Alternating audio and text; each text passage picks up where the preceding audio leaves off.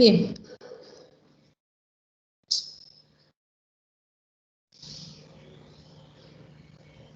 Buenas tardes a todos los presentes.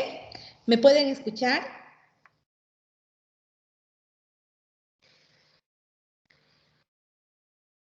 Buenas tardes a todos los presentes. ¿Me pueden escuchar? Buenas tardes, doctora. Buenas tardes, ¿cómo están? Vamos a empezar la clase. Después de la clase me hacen acuerdo que les muestre con cuánto están entrando y quiénes son los eximidos. Y les voy a explicar cómo vamos a hacer el día del examen. ¿Listo? Bien. Vamos a explicar ahora los métodos electroquímicos. Cuando nosotros hablamos de métodos electroquímicos, nos referimos específicamente a aquellos instrumentos de medición que va a hacer que sea mucho más factible la medición del analito. El analito muchas veces utiliza un pHímetro y ese método es electroquímico. Significa que es un equipo electrónico que tiene la capacidad de leer un analito, ¿ya? Sea este un analito de carga positivo o de carga negativa, o sea, un catión o un anión. Son todos los métodos instrumentales que se emplean para medir corrientes eléctricas, cargas y potenciales para aplicaciones analíticas. Los procesos a los cuales es aplicable el electroanálisis son aquellos en que se verifica una oxidación o una reducción o ambas, ¿ya? O aquellos en los que se produce difusión o dilución de las especies con carga. En otras palabras, nos estamos refiriendo a aquellos elementos por los cuales son medidos cuando se coloca un electrón a través de un medio líquido que es el conductor del electrón o del medio de medición se puede medir. Si no hay una dilución, una muestra líquida para poder medir ese electrón o ese analito que está nadando, que se encuentra dentro del líquido, es difícil medir. Los distintos métodos electroanalíticos pueden clasificarse según lo que se va a medir. Por ejemplo, tenemos aquellos como los conductímetros. Al aplicar un voltaje a una solución y los iones presentes se mueven al electrodo de carga opuesta, contribuyendo al paso de corriente eléctrica. La contribución de cada ion depende de su concentración o de la carga eléctrica y movilidad en el medio. En esta técnica se mide la conductividad eléctrica o conductancia, que es inversa a la resistencia. Cuando nosotros hablamos de conductancia o conductividad eléctrica, hablamos de una medición por el voltaje que éste desprende en el medio líquido. La unidad puede ser un osmios, siemens, mos, entre otros. Las medidas de conductividad eléctrica dependen del volumen de la solución que se mide. En conclusión, en un medio líquido colocamos nosotros en otras palabras, un sensor. Ese sensor lanza una corriente eléctrica, la cual es medida. ¿Qué aplicaciones hay en el caso del conductímetro? Se utiliza para evaluar la cantidad total de iones en solución, lo que tiene una gran importancia en la fertilidad de agua y suelo para determinadas especies vegetales. Yo, especialmente cuando trabajaba en un laboratorio de agua, yo utilizaba los pHímetros de bolsillo. Iba al lugar in situ, donde yo iba a hacer la verificación del agua, y lo que yo hacía era verificar cuánto de potencial de hidrógeno tenía. Este parámetro se denomina en las ciencias agrarias y ambientales la salinidad de aguas de riego y salinidad del suelo. En el caso de la conductividad es tan importante porque me mide cuánto de sal puede tener esa agua. En este caso, el conductímetro me mide que a mayor conducción hay, significa que hay más sales. Es por eso muy interesante la interpretación del conductímetro en lo que es el medio ambiente. El coulombímétricas. La solución a analizar se coloca en una celda electrolítica y se mide la cantidad de electricidad consumida en la reducción del analito al estado metálico. La cantidad del analito se calcula a partir de la ley de Faraday. Ya es a través del gramo del analito. Ese gramo del analito es igual a la columbios por el peso molecular del analito y por el factor y por el N. Q es la cantidad de electricidad que se circula, la cantidad de corriente, en otras palabras, que va a estar en contacto con el analito. Y F es la constante de Faraday. Y N es el número de electrones puestos en juego en la reacción de reducción. Cuando nosotros hablamos de mediciones de columbimétricas, nosotros decimos que nosotros vamos a medir ¿Cuánto es la cantidad del analito que hay? Se hace en alguna determinación de concentración de metales pesados, se utiliza este tipo de instrumento, ¿ya? Y tenemos también los potenciómetros, ¿ya? O la potenciometría también, ¿no? Los potenciómetros, en otras palabras, se mide la potencia, que es la ecuación de Nernst, la que relaciona el potencial medido con la concentración. Esta ecuación de Nernst, que tanto no eres un nerd, dicen, ¿no? Eres cabecita, dicen, ¿no? En realidad era la ecuación que consistía en medir la potencia que se tenía en una concentración líquida. El objetivo de las potenciométricas o las medidas potenciométricas es obtener información acerca de la composición de una solución mediante el potencial que aparece entre dos electrones. Estos son las dos celdas, los dos electrones. Tenemos, este es el método, esta es la celda galvánica, tenemos aquí las dos celdas, que es el electrodo de indicador y este es el electrodo de referencia. Entonces se hace la medición de la diferencia del potencial entre ambos y me sale un valor. Ya, y ese valor es el medido.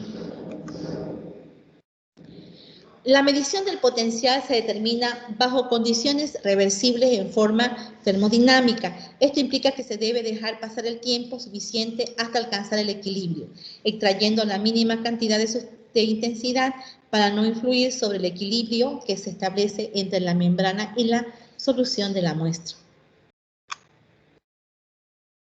Uno de los electrodos deberá tener un potencial constante, es decir, que no debe sufrir cambios entre uno y otro. Experimento. El electrodo que cumple esta condición se conoce como electrodo de referencia. Para mí es muy importante. Yo recuerdo haber hecho unas 5 investigaciones de medio ambiente, el cual nos prestaba de UTALAB, nos prestaban el equipo, que era un equipo portátil, para que se pueda medir o determinar en el agua la cantidad de referencia que tenía de los electrolitos o de los iones que estaban presentes en el agua. Debido a la estabilidad del electrodo de referencia, cualquier cambio en el potencial del sistema se deberá a la contribución de otro electrodo llamado electrodo indicador o de trabajo. También tenemos los electrodos de referencia. Son aquellos que miden el mismo potencial, cualquiera que sea la naturaleza de la disolución en que se introduzcan y por tanto dan una referencia a la medida del electrodo indicador. En la mayoría de los casos están contribuidos por un conductor metálico en contacto con una sal poco soluble de su metal y una disolución de composición constante y alta concentración llamado electrolito de referencia. El electrodo normal de hidrógeno, conocido como el EN, se emplea como un electrodo de referencia fundamental. Ustedes pueden ver aquí en esta celda, este es un electrodo que está introducido en un medio líquido, el cual aquí hay gas de hidrógeno, hay una atmósfera dentro de esto y una disolución. Tenemos ¿cómo se llama esto? Cianuro, perdón. Ahorita no recuerdo bien cómo se lee, si CHI, si alguno me ayuda de ustedes, fenomenal, ¿ya? No recuerdo bien si es de hidrógeno, no estoy segura, ¿ya? A ver. Bueno, ya, después lo vamos a ver, me ayudan si no, si ustedes pueden, por favor, ¿ya? Pero el fin de esta disolución, que es una disolución que va a permitir que los iones intercambien entre sí y va a ayudar a que ¿cómo se llama? Nosotros llamamos esto, que el bulbo o la celda pueda captar o medir exactamente cuántos son los electrones que se encuentran en ese medio, ¿ya? Y lo hace a través del gas de hidrógeno que se encuentra en la celda, ¿ya? Por eso es importante la marca. Yo les comento que las mejores marcas de los sensores son los alemanes. El electrodo de referencia, tenemos el calomel, ¿ya? El nombre calomel se emplea antiguamente para referirse al cloruro de mercurio. El calomel era así porque se utilizaba una celda de mercurio para poder hacer la medición, el cloruro de mercurio, ¿no? El electrodo tenía cloruro de mercurio. Entonces, este es el electrodo de calomel, ¿no?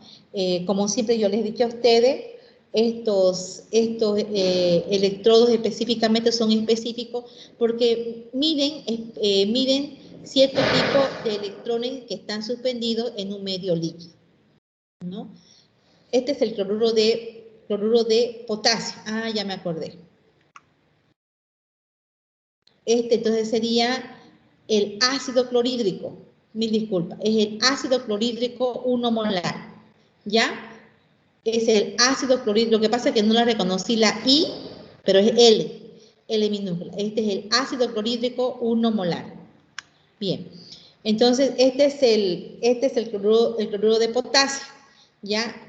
En contacto con el cloruro de mercurio, forman una celda que ayuda a medir o ayuda a, en otras palabras, al estar en contacto, mide justamente el valor de referencia. Acá tenemos la plata con el cloruro de plata, ¿ya?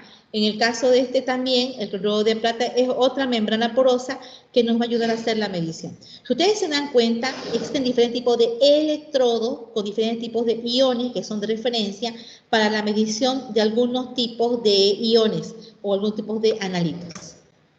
También tenemos electrodos indicadores que responden directamente a los cambios producidos en la concentración del analito. Es todo un espectáculo esto. En el mundo electrónico, en otros países prefieren utilizar la parte electroquímica para hacer la medición. Se gasta mucho tiempo haciendo volumetría, haciendo estequiometría, haciendo otros tipos de mediciones que son volumétricas, porque hay que hacer cálculos con el volumen gastado. Y hay que hacer soluciones de cloruro de hidróxido de sodio 0,1 normal o ácido clorhídrico 0,1 normal. Entonces, en el extranjero no les gusta eso, prefieren fabricar los electroquímicos, significa equipos que miden a través de la electroquímica la presencia de lo que nosotros llamamos de los analitos, ¿no? Ahora son utilizados in situ, por si acaso, y son chiquititos, ¿no? Ejemplo, los pHímetros de bolsillo son muy prácticos y son muy buenos. Bueno, se clasifican en dos grandes grupos. Electrodos indicadores metálicos, que indican la presencia de los metales, que estos electrodos generan un potencial eléctrico en respuesta a una reacción redox que tiene lugar en la superficie metálica del electrón. El electrodo, metálico, en otras palabras, lo que va a hacer es detectar la presencia del metal para después calcularlo y darnos a través de una lectura analógica en el instrumento de medición, ¿no? Que es pequeño o importante. También tenemos los electrones selectivos de iones, o sea, que difieren fundamentalmente de los electrodos indicadores metálicos que no dependen de procesos redox. Los electrodos selectivos de iones generan un potencial eléctrico por migración selectiva de un ion determinado a través de una membrana. Un electrodo selectivo de iones ideal está constituido por una membrana delgada a través de la cual puede migrar solo el ion al que está destinado. Los demás iones no pueden atravesarla. Es interesante porque este ion selectivo depende de la membrana filtrante o de la membrana que ayuda a hacer la migración selectiva. También tenemos electrodo de vidrio, usado para medir el potencial de hidrógeno, es el que ustedes vieron en el laboratorio. El día de ayer, algunos estudiantes me mostraron en una de las prácticas cuando utilizaron el pHímetro, especialmente uno, un punto de corte. O sea, iba bien, una recta, y de un momento bajó, y ya se le arruinó la curva, ¿no? Una de las compañeras me mostró eso, pero otro compañero me mostró, no, conmigo estuvo bien. Mi electrodo de vidrio midió de forma lineal, pero no en todos pasó eso. Lo bonito de la práctica del laboratorio es que cuando yo me equivoco, aprendo de los errores y ya en la próxima vez mejoro. Por eso es que a veces en la práctica del laboratorio la idea principal es practicar, hacer varias veces para mejorar. No es la idea de hacer una sola vez para cumplir con la docente, porque si no ya no me va a alcanzar tiempo para las próximas prácticas, ¿no? Entonces uno aprende con los errores y esos errores ayudan a superarse, a mejorar y la técnica a mejorarla mucho mejor, ¿no? Acá tenemos nosotros un electrodo de vidrio, ¿no? En este caso, esta conexión, aquí tenemos una carga positiva y negativa, por el cual entra la conexión del pHímetro, el cual tiene un bulbo, que es una membrana de vidrio, que está saturada de ácido clorhídrico 0,1 normal, y tiene también cloruro de potasio, ¿ya? En las líneas entre medias tiene el cloruro de plata y tiene el cloruro de potasio, que ayudan a mantener el equilibrio iónico. Tiene un tampón poroso que permite que haya saliendo lentamente el electrodo al electrodo. Por eso es que yo no puedo meter hasta acá arriba el bulbo, yo lo meto solamente la punta. Yo siempre me enojaba, metan la punta, no me metan todo el, ¿cómo se llama? Todo el electrodo. Con solamente estar en contacto con la punta, llega a medir el, ¿cómo se llama? El potencial de hidrógeno. Este es un corte transversal de la membrana de vidrio hidratada ¿cómo se llama? Del bulbo. Nosotros sabemos que utilizamos el cloruro de plata, ¿ya? Que cual es una sal, y el cloruro de mercurio. Esos en contacto con entre ellos lanzan un valor, y ese valor es medido.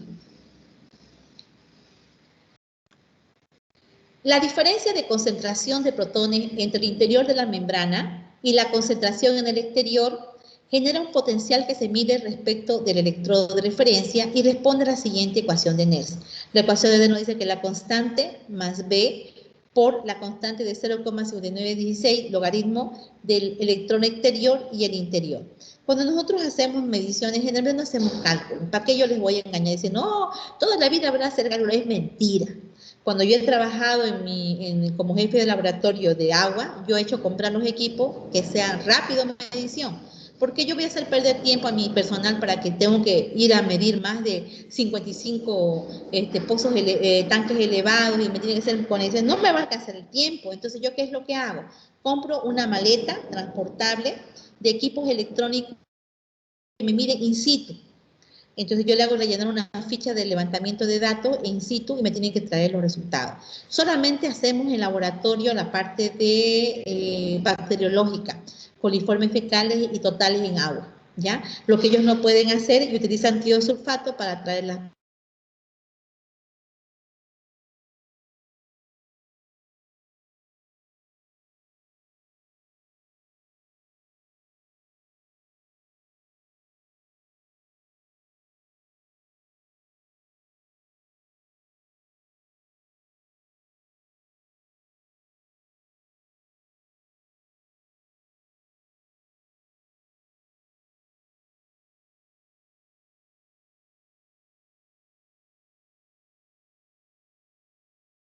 dos caras de la membrana fueran idénticas.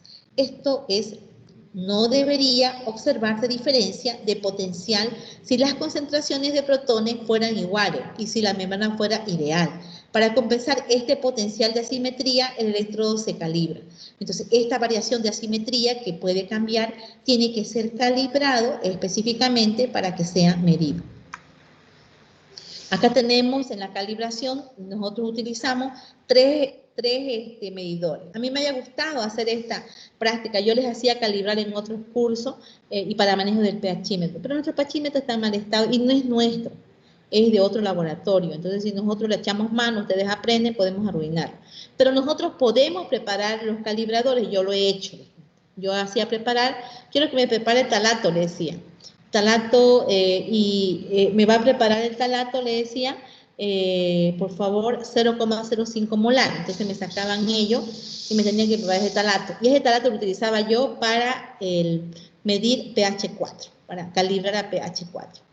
Y el otro que utilizaba, que tenemos nosotros, es el fosfato diácido de potasio, ¿ya?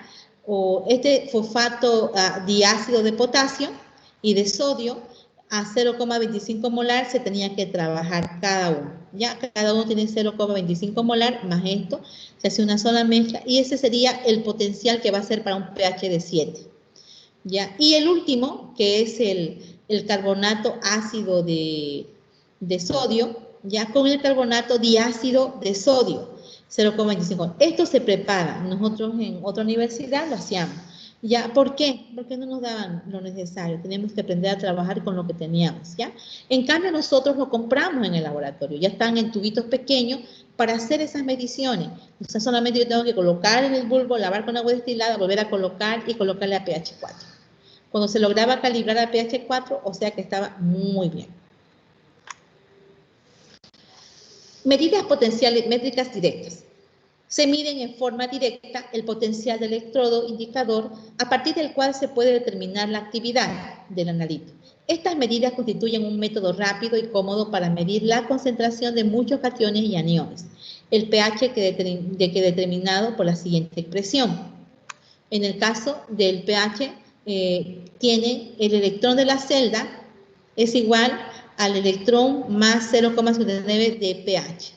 Entonces, esta medición se hace a través de una ecuación que es la ecuación de la celda, ¿ya? Cuando nosotros hacemos esto, lo hacemos específicamente para verificar el estado del equipo. En control de calidad, nosotros le llamamos verificación de la calibración y también incluso de los parámetros para hacer las calibraciones.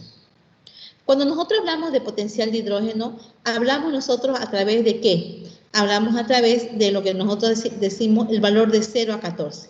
Entonces, el valor de 7 es neutro, hacia abajo, a 0 es ácido, hacia arriba es muy alcalino. Entonces, nosotros manejamos lo que nosotros decimos que el valor, ¿cómo se llama? De utilización. Por ejemplo, los valores de 7 es el punto neutro y este punto es el que se consume el agua potable. Por otro ejemplo, también tenemos de que la sangre, las lágrimas, o algunas selecciones tienen entre el pH 7 y 8, ¿no? En la clara de huevo está pH 8, el bora a 9. Y miren, leche de magnesia 10, el agua de cal 11, el amoníaco, y eso se quema. A partir del 11 para arriba, tiene un efecto tóxico y quemante. En el caso de aquí, la lluvia tiene un pH de 6, ¿ya? Y el café negro tiene entre 6 y 5. El plátano y tomate, la fruta tiene pH ácido. La Coca-Cola y vinagre tiene pH 3 y así. Entonces, el entender lo que es los parámetros de medición de los potenciales de hidrógeno nos ayudan a entender que varían y cambian según cada objeto, alimento, secreción del cuerpo, el cual nos muestra en realidad la dispersión del hidrógeno y el oxidrilo en un medio líquido. En resumen, no se puede medir un potencial de hidrógeno si no hay medio líquido. Ese es el resumen. ¿Cuáles son las ventajas y las desventajas? Las ventajas permiten la detección de numerosos cationes. Perdón, voy a apagar el celular. Sandrita, te hablo hasta que acabe mi clase, por favor, en media horita. Por favor, Sandrita. ¿Ya? Te hablo. Gracias, gracias. Está bien. Chao, chao. Ya. Entonces decimos que las desventajas tenemos, uno es permitir la detección de numerosos cationes y aniones y permite la detección de concentraciones entre 10 a la menos 1 y 10 a la menos 9 molar. Y se adapta fácilmente al control automático y además son rápidas. Las desventajas es el límite de detección que depende del electrodo utilizado. O sea que cuando no hay electrodo, finiquitaron, no hay, murió el análisis. En cambio, cuando uno maneja la parte de ¿cómo se llama esto? De volumetría, uno utiliza solamente algunos cálculos, ¿no? Para hacer algunas mediciones. Y otra desventaja sería la preparación de soluciones para calibrar el electrodo. Es difícil a veces conseguir esos elementos. Por ejemplo, nosotros tenemos la mayoría de los elementos para hacer los calibradores, ¿no? El químico sabe, digamos, cuando a mí me dicen no hay tal, ya hay que hacerlo, le digo, y me miran, ¿cómo se hace? O sea, existe el internet, el intranet nos dice las concentraciones que tenemos que utilizar, pero hay que hacer cálculo, ¿no? Ahora vamos a hablar acerca de los métodos potenciométricos indirectos, ¿ya? Que hablamos de la valoración potenciométricas, que es una valoración potenciométrica que se registra el cambio en el potencial de función del volumen del valorante agregado. Cuando nosotros hablamos de esto, vemos que el principal objetivo es la localización precisa del punto final. Cuando nosotros hablamos de pH, hablamos de la dispersión del hidrógeno o del oxidrilo en un medio líquido, el cual tiene que ser medido. Entonces, la detección del punto final, en otras palabras, ya nos muestra en una medición de la curva dónde está el punto final. Entonces, a veces está en la mitad, a veces está en un punto, en una arista, a veces está en dos aristas, ¿ya? El punto final es el punto por el cual llegó a su máxima expresión la medición de un analito. Además, puede obtenerse información de índole termodinámica, incluidas las constantes de disociación de ácidos débiles y las constantes de estabilidad de los complejos, entre otros. ¿Cuáles son las ventajas? Es aplicable a sistemas químicos que tienen tan vivos colores que ellos serían inútiles los colores que emplea un indicador visual. Por ejemplo, los que son colorimétricos, ¿no? Una valoración potenciométrica es especialmente útil cuando no se dispone de un indicador. Es un método valioso para las valoraciones en disolventes no acuosos. Elimina decisiones subjetivas concernientes a los cambios de color del indicador en el punto final. Elimina las necesidades de llevar a cabo ensayos en blanco y pueden emplearse para valoraciones ácido-base, complejometría de precipitación y riego. Ustedes han hecho todo eso. Yo recuerdo muy bien que la primera vez cuando me hicieron ustedes una marcha analítica se asustaron. La segunda vez más valiente, la tercera vez pichanga, la cuarta vez ya ni necesitaban presencia. Lo hacían solitos. Y la idea principal es que el estudiante pueda diferenciar esto y puedan manejar, ¿no? Todos saben bien que es un precipitado, ¿no? Entonces, eso es bueno, porque los iones tienden a unirse entre ellos y a veces se dan la mano, se abrazan, a veces cambian de color, ¿no? Entre otras cosas. La exactitud del punto final es mejor que las que se consigue empleando indicadores visuales. En el equipamiento uno siempre tiene un medidor de pH con escala de milvolts, ¿no? O lo tiene de forma como que tenemos los pHímetros de mesa, tenemos pHímetros de bolsillo y entre otros más que puedan haber, ¿no?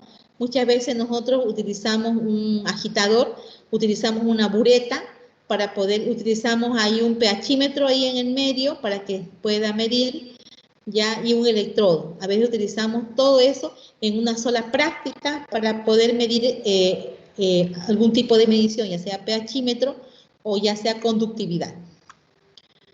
¿Cuáles serían sus aplicaciones? Determinación de proteínas según Keldal, determinación de acidez total en frutas, jugos, verduras, hortalizas, vinos, acidez en grasa y aceite. Yo recuerdo haber hecho en bioquímica esto. Utilicé el pHímetro para medir la acidez de la fruta y de algunos líquidos corporales en el cuerpo. Bien.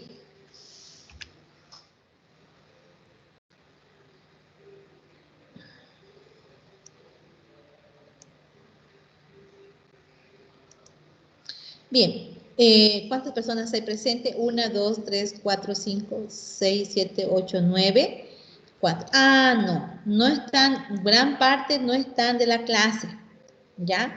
Yo la verdad es de que tengo que premiar a las personas que asisten a mi clase. La verdad es de que deberían estar la mayoría. Personas que no asisten a la clase, pues, ¿qué se les puede premiar, no? Es difícil, es muy difícil. Yo tengo personas que se van a eximir, pero posiblemente si yo veo que esa persona tiene mucha falta, especialmente en, ¿cómo se llama esto? En asistencia a clase, que yo lo verifico a través de la asistencia que sale en el programa. En Teams me sale quién asiste a todas las clases y quién no, ¿no? Y hay personas que realmente se merecen ser eximidas porque en el caso de Soto, que siempre no asisten a clase, o en el caso de Dueñas, en el caso de otras compañeras como otras más que están, ¿cómo es la palabra? Que asisten siempre a clase, que deberíamos ver. Miren, ahorita son ¿cuántos los asistentes? Son 6, más ¿cuánto? Más 3 son 9, más 4, 13, ¿no? Deja mucho que desear. Yo les voy a leer ahora la nota como había prometido en esta clase, ¿ya? Lo voy a leer, pero sin embargo, yo creo que voy a hacer un ajuste en las asistencias a mi clase, ¿no? Alguien puede ser que sacó una excelente nota, pero lamentablemente nos faltaba demasiado. Y sin justificación yo voy a pensarla 2 veces, ¿ya? Pero las voy a leer la nota. ¿Por qué? Porque yo tengo una política, cuando el estudio saca por encima de 60, es eximir, o sea, en otras palabras, de 61 para adelante. Veamos. Y de esas personas, si faltan en mis últimas clases, yo no las eximo, ¿ya? En los otros grupos hice lo mismo y hubieron personas que realmente se lo merecían, pero otras personas que no. Vamos a ver ahorita, un ratito mientras está saliendo la pantalla. Ya, un ratito.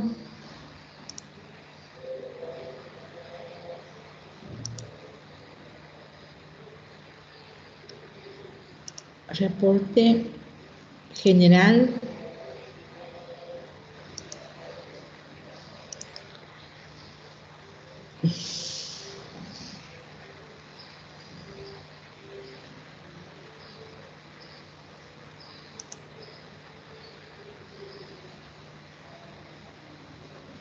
Bien. ¿Aceituno está? ¿La luna aceituno está?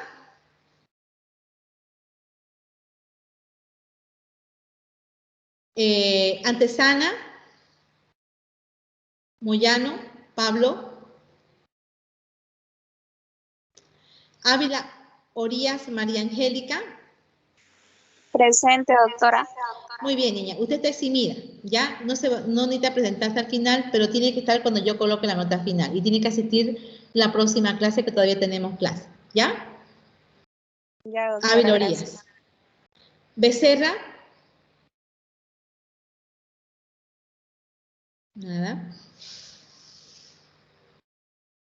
Campero García Fabiola.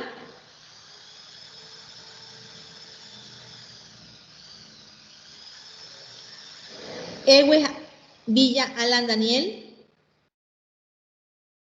Ewes Villa Alan Daniel.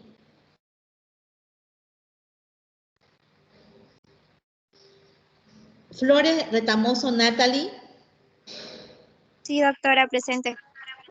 Muy bien, usted está eximida, ¿ya? Janet Giovanna Villanera Trujillo. Presente, doctora. Usted también está eximida, ¿ya? Ya, doctora. Márquez Flores Dane Fernanda. Sí, doctora, buenas tardes. Buenas tardes, usted también está eximida. Rosales Condori Lilian Gabriela. Presente, doctora. Usted también está eximida. Gracias, Rosa, doctora. está bien. Rosa Vallejos Fabiola.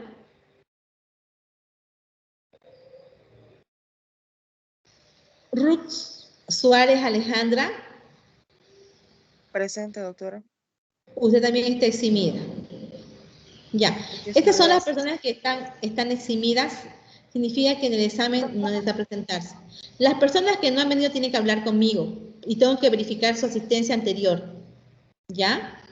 Doctora, Sí. buenas tardes, ¿me escucha? Lo que pasa Buenas es tardes. que la plataforma me sacó y volví a entrar. Soy campero, no pude escucharle cuando me nombró. Campero. Campero también está eximida. Ya. Bien. Aquellas Almaraz, personas que doctora. están... Disculpe, ¿Quién? buenas tardes. Almaraz. Almaraz.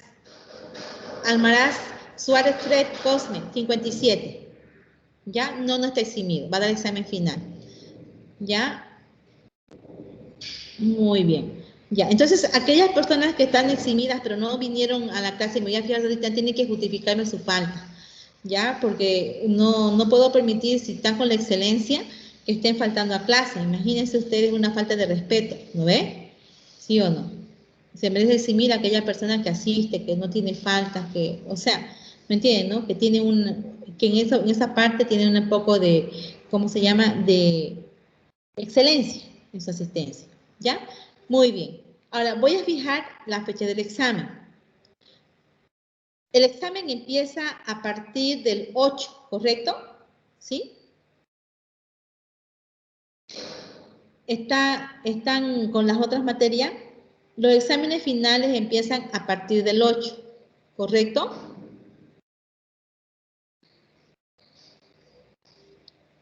A partir del 8 de noviembre, ¿sí? Entonces, el examen lo vamos a dar nosotros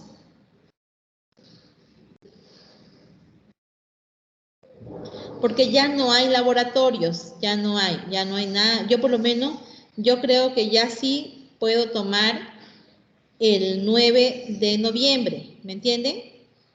Puedo tomar el 9 de noviembre. ¿Sí? A ver. Tenemos una clase más entonces, doctora, el otro viernes. Sí, correcto, tenemos una clase más. Ajá. Vamos a avanzar el tema número 12 hasta la última, pero va a ser de la segunda parte. Correcto. Tienen una clase más, ¿ya? Ajá. Ustedes tienen que asistir a una clase más y ahí voy a ver Así que yo tengo 2 semanas más para verla. No, ya, no crean que porque hay personas que no han asistido. Ya, y yo me fijo en la lista electrónica. La lista electrónica no miente. Si alguien me reclama, usted no me eximió. ¿Por qué? Por tu número de faltas, querido. Esa es la razón. ¿No ve? Se justifica de esa forma. Muy bien. Entonces, ¿hay alguna pregunta? ¿Está Soto, por favor? ¿Soto? ¿Soto? Sí, doctora, estoy aquí. Una pregunta, Soto. ¿Hay posibilidades que alguien le tome el martes un examen de teórico para que yo tome las dos? Lo que pasa es que no quiero volver a mandar nuevamente el examen como la anterior vez. Doctora, ¿puede mandar a su hora, doctora? A la hora de clase. No, lo que pasa es que son 2 grupos que pasan. Pasan a las 14 y a las 3:30, a las 5. ¿Me entienden, no? Yo quiero saber si va a ser un problema. O tomamos nomás el jueves, el día viernes 12. Sí, doctora, viernes 12 a su hora. Parece que tengo yo nutrición, examen también, doctora, pero a las 2:30 tengo. Ah, entonces no. El Entonces viernes. nomás tomamos entonces el viernes 12, ¿no? ¿Sí? Sí, doctora. Sí. Ya, para evitarnos. Lo que pasa es que lo que yo no quiero es justamente, pero tú estás eximida, Soto. Pero no me nombró, doctora. Te nombré, Soto. Ya. A ver. Ay, verdad, no estás eximida. Te faltó 2 puntos. Dos Lo siento. puntines. Sí, me haya gustado eximirte porque has sido una muy buena alumna, pero lamentablemente no. No te dio la Ya, nota, ¿no? ya, doctora. Qué pena. No, qué pena. Ahí te digo, no quiere que se eximan, pero ustedes saben que uno no manda en las calificaciones numéricas, ¿no? Pucha, qué pena. Entonces estaríamos entonces el jueves, ¿cuánto? El jueves 14. El viernes, doctora. Ah, perdón, Viernes 12, ya. doctora. El viernes 12, ya. Sí, doctora, ¿Hay sería alguna mejor el pregunta? viernes. Sí, una Disculpa, pregunta. sería- El estudiante Paz Serrano Carla, ¿está presente?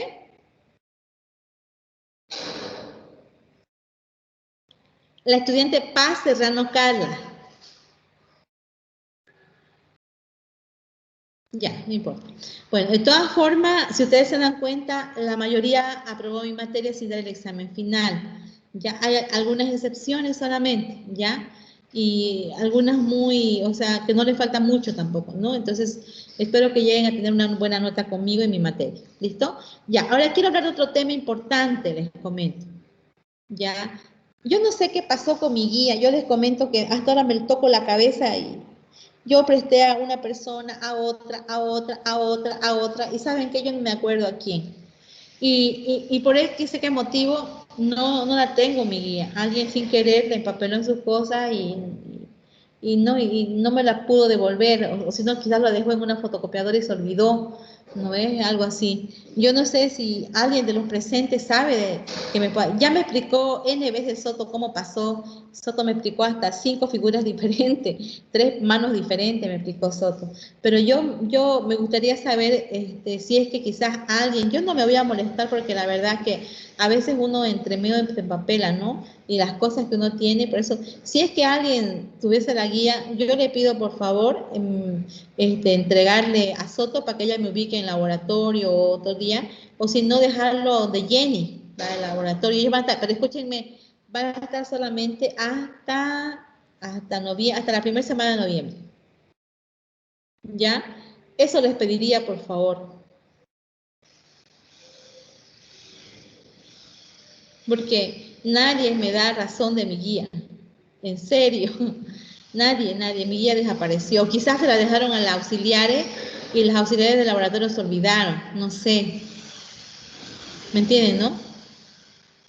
Pero no hay mi guía en blanco. O sea, tengo una guía, la guía de referencia, donde nosotros hacemos del estudiante que hizo mejorcito, nos quedamos con ese laboratorio, ¿ya?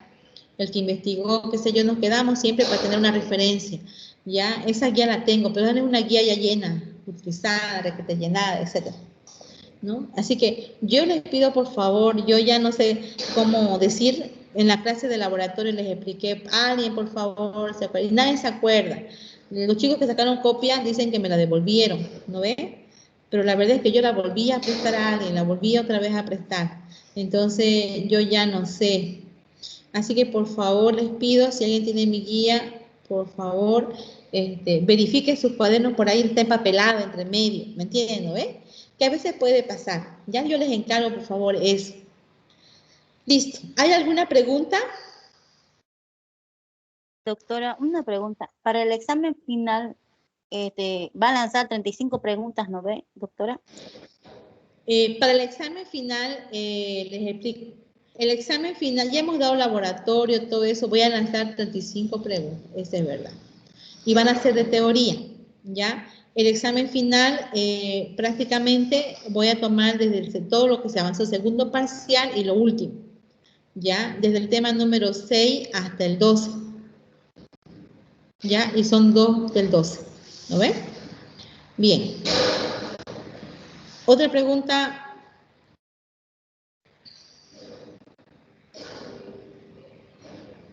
¿Dudas? Ya, muy bien. Voy a salir de acá.